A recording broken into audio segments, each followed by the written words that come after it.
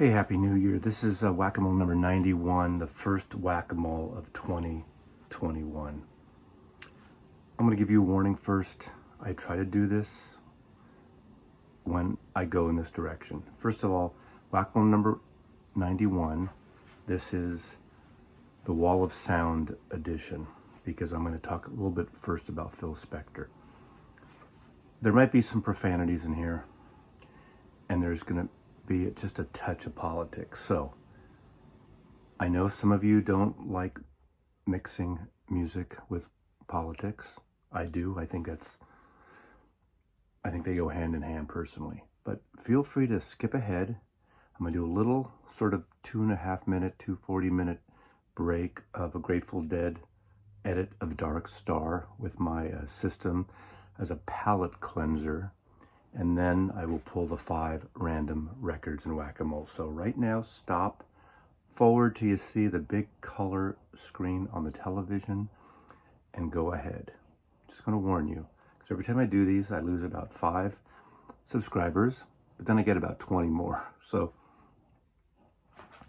and 1 or 2 people get so upset with me. But Whack-A-Mole number 91, the Wall of Sound edition. So, Phil Spector died. Phil Spector, one of the greatest record producers ever. And yes, I'll get it off the top of this, get this off right at the get-go. A murderer, a maniac, became a maniac. He became crazy. Murdered a woman, spent the last 18, 19 years in jail, and died in a prison hospital this past weekend. So, c'est la vie, move on. However, Phil Spector produced some of the greatest records ever. I don't have vinyl copies of, I had some, a British comp, a UK comp, and an American comp, and in my mid-90s purge, they went away. So right now, in terms of his productions, except for a few other things, I have mostly this actually wonderful CD box. Now, of course, to know him is to love him, the first single by the Teddy Bears that he sang on, wrote, and produced. Great entry. Phil Spector was the youngest self-made millionaire in his day, the very beginning. But of course, producing great songs like Spanish Harlem by Benny King, Uptown by the Crystals, He's a Rebel by the Crystals, Zippity Doo Dah by Bobby Sox, and the Blue Jeans. Of course, To Do Run Run by the Crystals, Chapel of Love, Darlene Love, the Fabulous Ronettes, I Wonder, Baby I Love You, Be My Baby. Incredible series of records. But I want to say right now, one of the greatest singles ever made as a 45. Now, when you say a great record, it's not just a great song, but it's a combination of a great song, recording the record. Obviously, the artist is the main ingredient there, but the production. And to me, one of the greatest pop records ever made is You've Lost That Loving Feeling by the Righteous Brothers. An incredible record. So right now, I just gonna throw that out there. The Righteous Brothers song, and a great production. River Deep, Mountain High by Ike and Tina Turner, also a great one. Now, Phil Spector went through sort of a downward spiral because of the nature and the change of rock and roll music and records in the late 60s into the 70s. However, ironically, he was brought back by my favorite band, the Beatles. When Lennon gave Phil Spector the tapes from Let It Be, this is credited as a Phil Spector production. Obviously, you could call it a co-production. Now, there's a whole revisionist atmosphere now of people not liking this, and they want it stripped down. Of course, McCartney doing the Let It Be Naked, the upcoming Get Back session album, which I'm sure won't have all this extra Phil Spector stuff, especially now probably. But one thing I'm going to say right off, the version of Let It Be in here, which is different than the 45, kicks ass over the 45 version by far. The electric guitar solo in the middle of Let It Be on the album version is so amazing, so wonderful. Just an incredible record right there. So did a great job here. Again, 1970, 50 years ago, 51 years ago now, just over 50 years, All Things Must Pass. My Sweet Lord is an incredible single. This record sounds amazing. I just played this yesterday, and it's a gorgeous sounding record. Now, of course, there's a whole revisionist attitude right now of everybody wants to strip back, get rid of all that crap that Phil Spector put on, all that entire wall of sound. Sure, it'll be out there. You still have this, but this is a record of its time and holds up 51 years later. Incredible record, incredible sound. Waiting on You All Things Must Pass, Phil Spector and George Harrison. Incredible. Of course, in a different version of Phil Spector's Wall of Sound, which isn't really a wall of sound, the intimate co-production of John, Yoko, and Phil of the first solo John Lennon album, Plastic Ono Band. He also obviously produced the Yoko version, her companion record to this. Incredible record, stripped back. But I want to show you one more. One of the most incredible singles that John Lennon ever did was Instant Karma. What an incredible, thick, and powerful record produced by Phil Spector. Incredible, incredible. And of course, co-productions, John, Yoko, and Phil, Imagine. Now, the problems start happening in 1973. But first, I'm just going to show you this. The great Christmas album in 1963, Phil Spector Christmas album that has the Ronettes, Darlene Love, Bob Eby's Socks, and the Blue Jeans. Santa Claus Coming to Town by the Ronettes, the Crystals. This is one of the best rock and roll Christmas records ever made. Now, this is the Apple reissue that came out, I believe, in 72 or 73 with Phil Spector back to mono on the cover. That's Phil in the Christmas Santa Claus outfit right there. This was a reissue with a different cover, sports a different cover than the original version. Incredible album, incredible rock and roll Christmas holiday record. But again, as I was saying, in 1973, shit happened. John and Phil were in the studio starting this record. Phil had a gun, shot a gun in the studio. It was a shit show. Lennon ends up taking the tapes and finishing it on his own. It came out in 1975. This is not a very good record on the whole. Stand By Me is a great single. That's probably the best song on here. The arrangements are thick. Of course, when you hire Phil Spector, that's what you get. But I think this was a major, major failure. Beautiful cover, Jürgen Vollmer of early Beatles photograph. But Phil Spector and John Lennon on this wasn't a good mix. Now,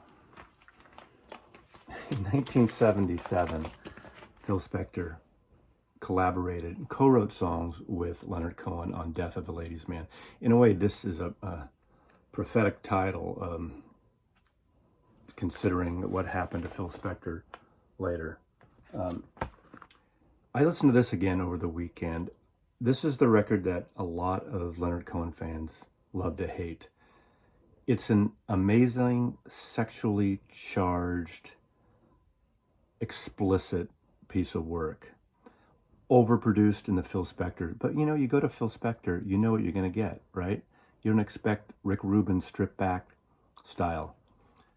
I like this record now. I've liked it for a number of years. I remember getting a cassette of this when I was working in a record store, taking it because I was driving up to Oregon, and I played this over and over again. And listen to it, check it out. Think of it different than all the other Leonard Cohen records. It was a time when both their careers were fading, and the record company or somebody had the brilliant idea that Leonard Cohen and Phil Spector should team up. And I think it started out nicely and just ended in sort of catastrophe. But it's an important record, I think, in both their careers, and it's something to check out. And of course, two last records, one in 1980. Phil Spector teams up with none other than the Ramones. Talk about a match made in heaven? Question mark. Do you remember rock and roll radio? Starts out with a DJ, Sean Donahue, from KSAN Radio in San Francisco, doing the introduction. This is rock and roll radio. And this was, Sean is the son of Tom Donahue, kind of the inventor, the founder of underground radio at KMPX and KSAN in San Francisco. I love this record. Now, it's a different sound for the Ramones. It's thick. It's, again, the wall of sound of Phil Spector, but worth checking out. And then he's in a plethora of albums, but only the last one I'm going to show is this, because this is a powerful and tragic album. This is Yoko Ono's Season of Glass, co-produced by Yoko Ono and Phil Spector. This came out in 1981, so this is the year after John Lennon was killed. Now, the record company didn't want to put this photograph on the cover. This is a photograph that Yoko took of John Lennon's blood-stained glasses, the ones he wore when he was murdered, in front of the Dakota. And this is on the window ledge, one of the windows ledges of Dakota. Amazing record. This is an amazing record, an amazing cover. As tragic as it is, this was the perfect statement, and Yoko defended that. Read about that. I think you can read about it online. It's an amazing piece of work. This is an intense album. It's a tragic album. It's beautiful in its just the pain that Yoko's expressing here. Powerful post-punk style of record, I think. Really great. So I'm making this on the 18th of January 2021. Happens to be Martin Luther King's birthday. All this stuff is happening in America right now. We're about to have an inauguration of our 46th president of the United States. Now, I do want to throw one thing out, and I still don't understand it to this day. I get it that a lot of people voted to re-elect Donald Trump. A lot of people like Donald Trump. But the reality is, the fact is, more people voted to elect Joe Biden. It was an honest election, both by Democrats and Republicans. They counted, they recounted again, they checked ballots. I come from a state in California and now in Washington where we've been voting by mail for a long time. So that during this times of COVID, a lot more people registered and voted by mail. It was a real election. So I don't understand, and I just want to say, don't act like a lemming. You know, lemmings, those little critters that in theory follow each other, and they can follow each other to the death no matter what. They hear one person says to go this way into the big deep hole of hell, and they follow. That's what's happening now in America. People aren't believing the truth. Facts do matter. So I'm just going to say this National Lampoon album, Lemmings, which is sort of their takeoff comedy show about Woodstock. Incredible, funny record, actually. It's kind of what's happening to the people that are blindly following Donald Trump and some of the senators, congressmen, and radio and television hosts who are telling them that everything is fake and don't believe the lies. They're not lies. It's fact. Total fact. Get out of your wheelhouse. Read some real newspapers. It's not the fake news. You've been told it's the fake news for 4, 5, 10 years. It's not. Read it and don't be a lemming. So let's have a little cleanser palette of the Grateful Dead and then 5 whack-a-moles. I guess this would be considered a bait and switch. I got you here because of whack-a-mole, but I hope you enjoy the little tribute of the production of Phil Spector, not the spiral, horrible side of the man, the human, but the artistic side.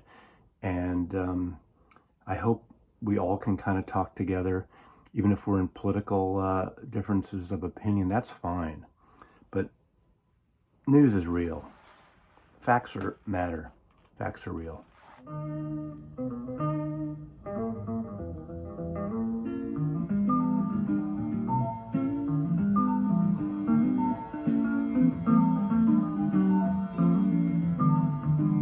Don't stop crashing.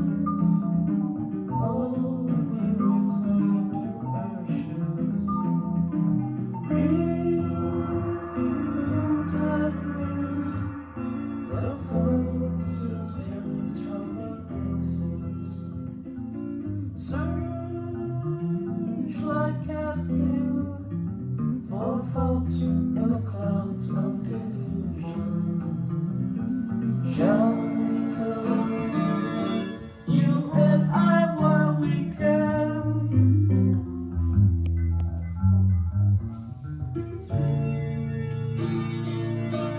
The transcendental nightfall of darkness.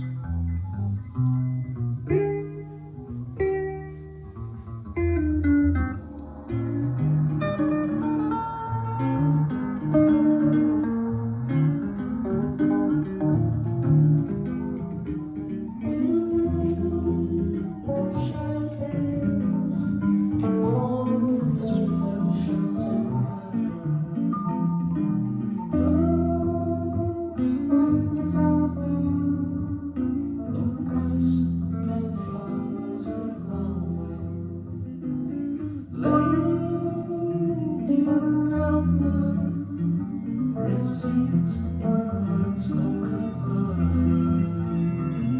Shall we go, you and I, while we can?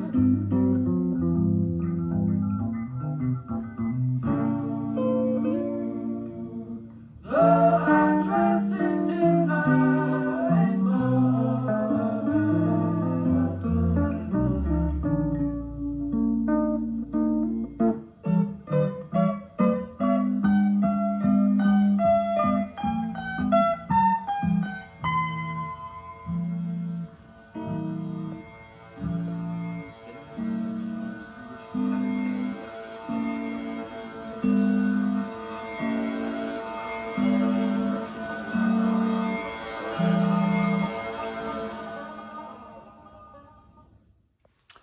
So, whack-a-mole, I'm going to shake this up a little bit. Now, thank you for being patient throughout this video. Just to let you know, the first section was in mono. The Grateful Dead sort of morphed us into stereo. And let me tell you a little bit about that, a little bit of technical details, because I do get people asking about my system and pressings and all that. So, the Grateful Dead pressing you saw was their greatest hits album in the 70s when they left Warner Brothers. Actually, it was a little later. I don't remember the year of that particular double album. But that is a German pressing, and it's really a beautiful pressing, and it sounds great. The song you heard was Dark Star, one of their most famous, long, jammy songs usually, and that like literally a single edit, really, really short edits. I mean, Dark Star for 2 minutes and 40 seconds or something. Now, my system. What you saw there, people always ask, what's that psychedelic mandala videos I've done on some of my Instagram shots as well as some of my videos? That's just from YouTube. If you go on YouTube and search for HD colors and search mandala, color psychedelic mandalas, you'll see a lot of those. And some of them are several hours, so I like to put them on in the background sometimes when I'm listening to psychedelic and other music. Now, high-end audiophiles will tell you don't put a flat surface TV near your stereo because of reflection, put a blanket over it and all that stuff. Hey, I use my room, that's my main room, it's a living room, basically. It's an open concept living room kitchen, and it's not technically the perfect sound room, padded with baffles and everything. But I love it. I love listening to music. Now, my system, just to let you know, the turntable is a Riga RP8. Riga has replaced it with the P8. I upgraded last year an MC moving coil cartridge to a Hanna ML cartridge. And I use a Aria phonostage, a Riga Aria phonostage. It goes into my receiver. My receiver is an integrated receiver. That's my oldest piece of equipment I have. It's about 18 years old, give or take. And it's a Rotel RSX 1065, as I recall, which is a surround receiver. Now, in an ideal situation, I'd rather get a standard stereo system, so maybe at some point I'm going to swap that up. But it's been a really solid workhorse, and I like it. So the Riga RP8, the Hanna cartridge, through the Rotel receiver. The speakers are B&W Bauer & Wilkins 702 S2s, There's a center channel speaker there, which you'll see, you probably saw in the video, the white center channel. That's only for movies. I don't really play much surround music. But now we're on to the whack-a-mole. Oh, by the way, people also ask me about that console. The console, the credenza it's on, is a local designer in Seattle named Yoshihara Design. And I know he sells things on Etsy as well, but he's a really great furniture maker, kitchen cabinets, credenzas, semi-custom. He basically customizes it for your needs. So Yoshihara Design in Seattle, a beautiful walnut finish on that.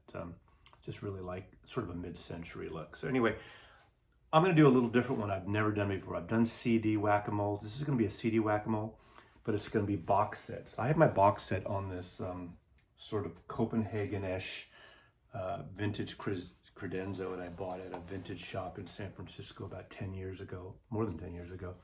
And it actually just fit perfectly in my office here. So I have these long box CDs, a few other things. I'm going to pick 5 and a little different take on it. So I'll just do one at a time.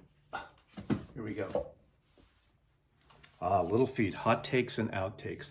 The great band Little Feat, Lowell George was sort of the creator or the initial head of the band, offshoot of Frank Zappa. The Mothers morphed into a little bit of Fraternity of Man in the late 60s, who did Don't Bogart That Joint. Now, Bill Payne is on here as well, great piano player. One of the great LA bands. And this is a great box set on Rhino. It is 4 discs that includes 1970 to 75, 76 to 81, 88 to 98, and then studio artifacts. Once Lowell George died, the band actually carried on, and they were actually really good. Bill Payne and the Paula Bure, I think, headed the band. But I love Little Feat. One of the best live albums ever recorded, I think, is Waiting for Columbus, a Little Feat record. So this is a great overview of their career. There's Little Feat. One of their songs that became famous and covered by so many people was on their first album. Ry Cooder's on their first album. But with a song called Willin', the Lowell George song. And I've quoted that many times. I've been from Tucson to Tucumcari to Hatchapeep to Tonopah, driven every kind of rig that's ever been weighed. Even took the back road so I wouldn't get weighed. If you give me weed, whites, and wine, show me a sign and I'll be willing to be moving. Covered by Linda Ronstadt and many other artists. Little Pete actually recorded it twice on their albums, in addition to their live album, Waiting for Columbus. The band C-Train also covered it. So many other bands. So, Little Feat, number 1.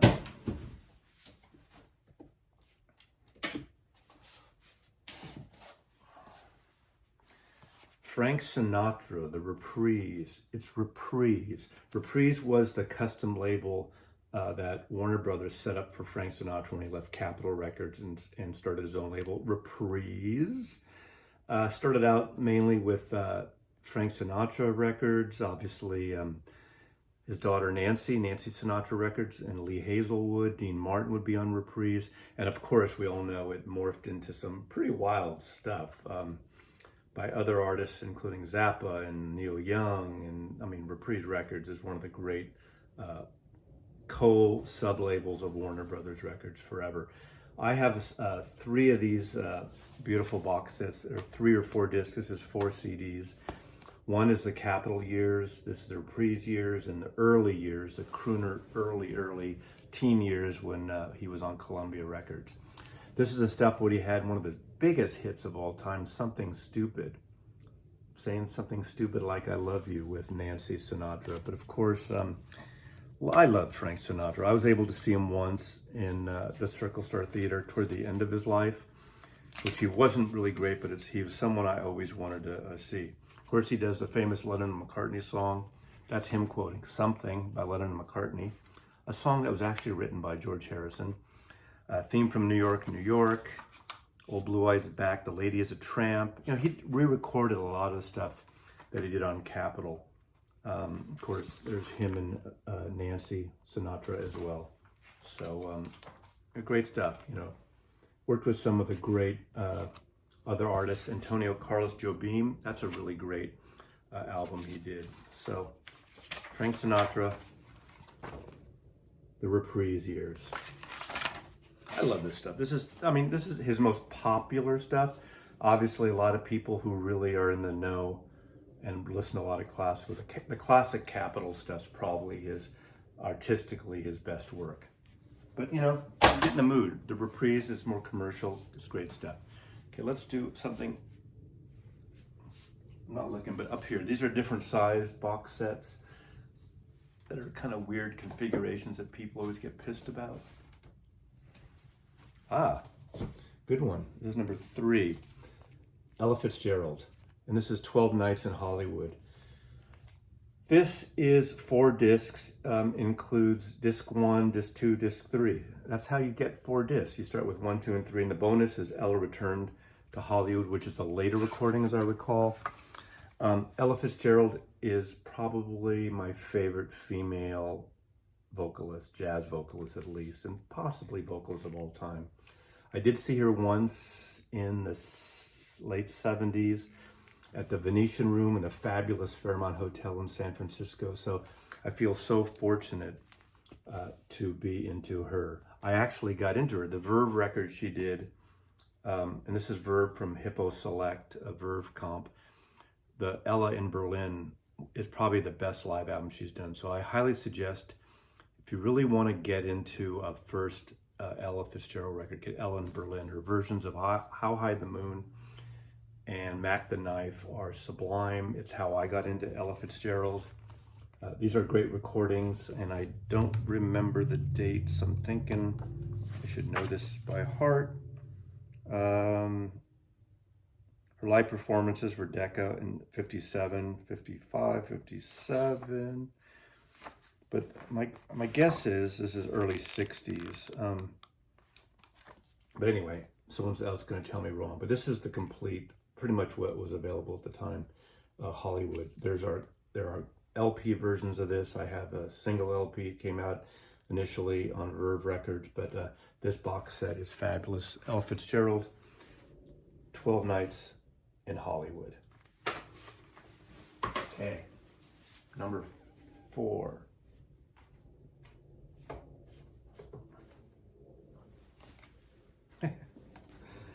Disney classics. Originally, I got this because I had a son. I still have a son. My son's 30 now. But this stuff's amazing. Obviously, this runs the gamut. This goes from literally up until, I think, Aladdin and Lion King Circle of Life to the 90s. So I got this when my son was, 7, 8, 9, whatever. But it has these great songs from Snow White and the Seven Dwarfs, Whistle While You Work, Bambi. Oh my God, great music. A Spoonful of Sugar from Mary Poppins. You Can Fly, You Can Fly, We Can Fly, You Can Fly, Peter Pan. Hakuna Matata, which means, did you really vote for Trump? And the Tiki Lounge Room from Disneyland, Hi Ho, It's Off to Work We Go. This is a fun comp. I mean, there have been various versions of this and updated versions because obviously, you know, since the late 90s, there's been so many more musicals that Disney's put out. But I really like the early classic stuff, like from Snow White and the Seven Dwarfs and from all those great classics. So great set of CDs of Disney. Incredible songwriters work for Disney. It even has things from the theme parks like the Haunted Mansion and the Pirates of the Caribbean. And lastly, one more. Should I do one up here? No, up here? No, let's do it here. Pink Floyd, Piper at the Gates of Dawn. This is a really nice set. This has the complete stereo album and the complete mono album, plus a bunch of singles of the time and outtakes. There's Interstellar Overdrive Take 6, and alternative versions of Matilda Mother, Apples and Oranges, a stereo version, and Interstellar Overdrive, a French edit.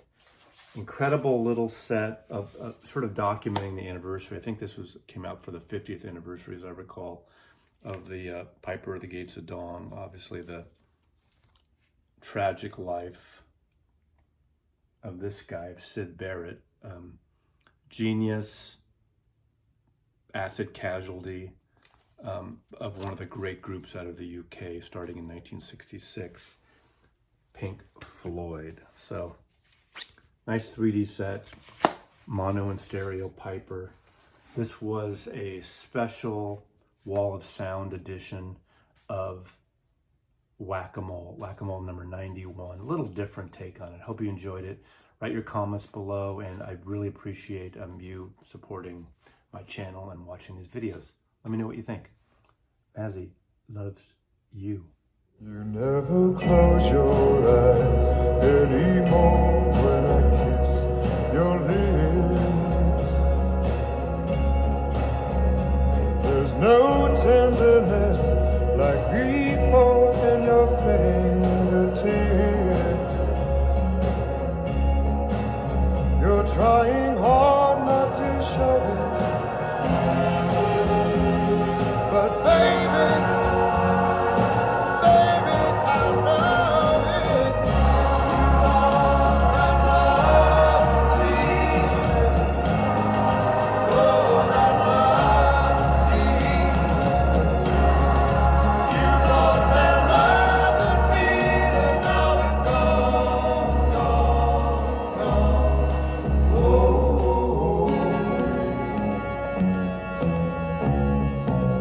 there's no look in your eyes when I reach for you.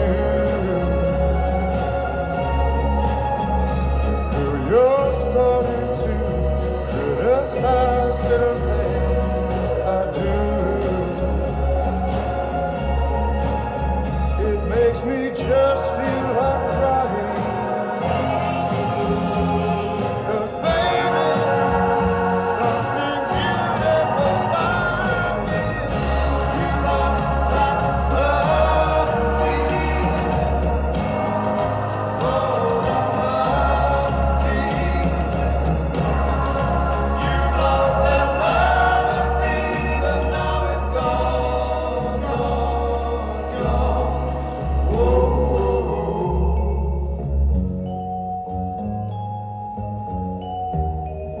Baby, baby, I'd get down on my knees